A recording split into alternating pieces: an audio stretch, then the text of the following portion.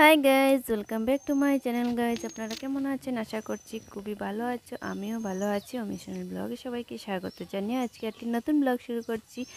আজকে দেখতেই পাচ্ছ এত ঠান্ডা পড়েছে, কালকে রাত্রে বৃষ্টি দিয়েছে আর আজকে অনেক ঠান্ডা লাগছে, তাই আমরা সোয়েটার পরে নিয়েছি।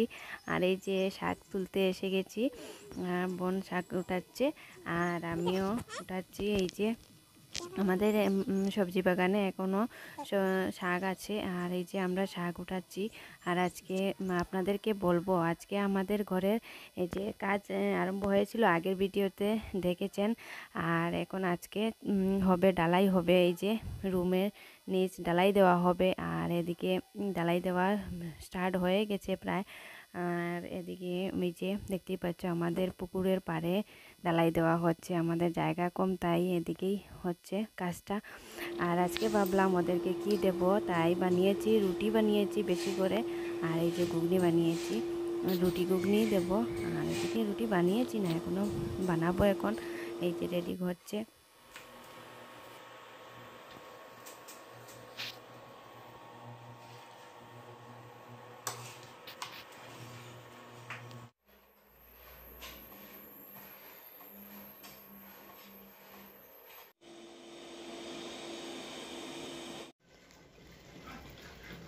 Batu será con una tapa, con una tapa.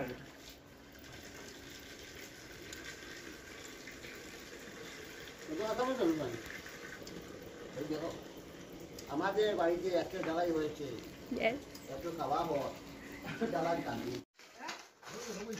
আমি কিটা জানি, এমন চালু দৌড়ি না, আগে জানি আমি দৌড়ি লাইলাম।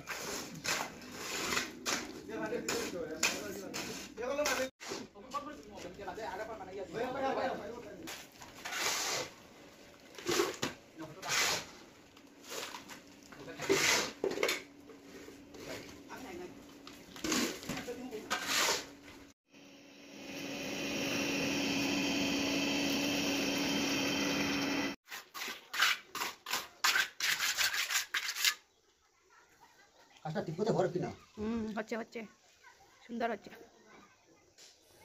আজকে সন্ধ্যার আগেই ডালাইটা কমপ্লিট হয়ে গেছে। আর এদিকে সন্ধ্যার পরে ভাবলাম একটু যার ঘর থেকে আসি গিয়ে, আর ও তো এখানে থাকে না, আর কিছু দিনের জন্য এসেছে, আর তাই ভাবলাম দেখা করে আসি। এই যে আমার যা মিষ্টি দি, আমার বড়, আর আমি চলে এসেছি যার ঘরে সন্ধ্যার পরে। আর ও বলছে আজকে খাওয়া দাওয়া করতে হবে, তাই এই যে রান্না বসিয়ে দিয়েছিল সন্ধ্যার পরে। আর এখন প্রায় 10টা বেজে গেছে, আর এখন ওদের ঘরে খাওয়া দাওয়া করছি।